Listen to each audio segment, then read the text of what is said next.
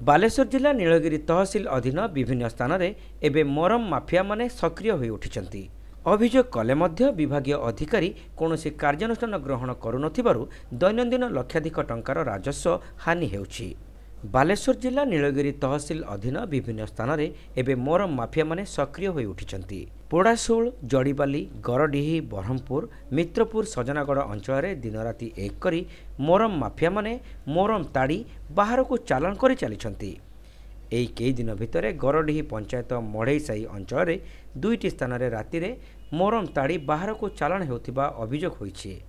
एपरिकी दुईटी स्थान निजस्व जगह होतिबा अंचलवासी स्वीकार करिसेंती। बड़ बड़ ट्रक जीवा आसिबा करुथिबारु नुआ करी तैयारी होतिबा रास्ता एबे नष्ट हेबा आरंभ कलानी। राजस्व विभाग जानिशुणी कार्यानुष्ठान ग्रहण करुनथिबा अभियोग होइछि। आज्ञा रातिर लुट गाड़ी रातिर जीवा आसवा कर रास्ता खराब हो गलानी। रास्ता से केमती गाड़ी बंद करा तो आम आदिवासी लोक आम कि जानी पारन।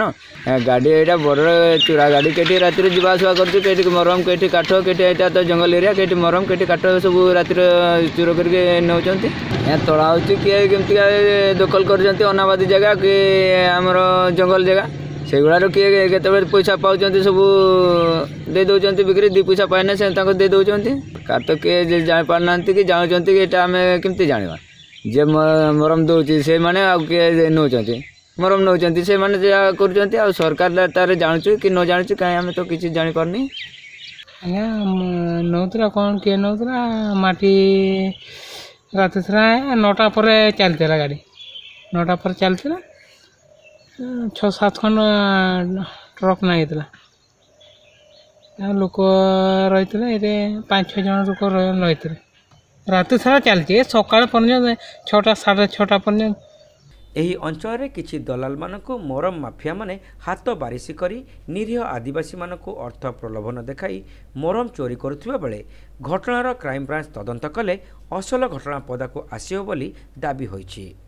ना आम जंगल एरिया रोच मुझार आदिवासी मुझे देखुची एठी दिन राति जो प्राकृतिक संपद रही आपको किपरि भाव में चोरा चालान कराऊे आम जानूचे कि आम चुप रोचे चुप रहा बाध्य होचे कारण आम आम जिते स्वरोत्तोलन कले भी या सहित प्रशासनिक अधिकारी मान हाथ रोचे ता सहित एठिकार लोकाल लोक मैंने किसी दलाल अच्छा से दलाल मैंने माफिया माने ये साम्राज्य विस्तार कर माने 100 टंका 1000 टंका लक्ष लक्ष टंकार राते राति सब मरम चालान होची चोरा काठ चालान होची पथर चालान होची कुलडिया संरक्षित अंचल आम गरडी पंचायत भितर जाऊँगी जो आम चेकामरा से मेटाल भी आणिकी सब काम कराऊँगी बड़ बड़ मेटाल लक्ष लक्ष टंकार राजस्व हानि होची आ सी तो संरक्षित जंगल ता भितर तो कौन जिन हवा कथा नुहे कि ता भी होची एठी जहाँ भी किसी होची यार पुंखानुपुंख तदंत हो दरकार पड़े क्राइम ब्रांच भी आसिक एक कथा को तदंत करू। प्रकृत में एठी प्रशासनिक अधिकारी माने आमर ये जो भरपूर प्राकृतिक संपदर जो सुविनियोग हो पारु नाही राजकोष को जाई पारु नाही जो माफिया दलाल माने नीलगिरी राज करुछंती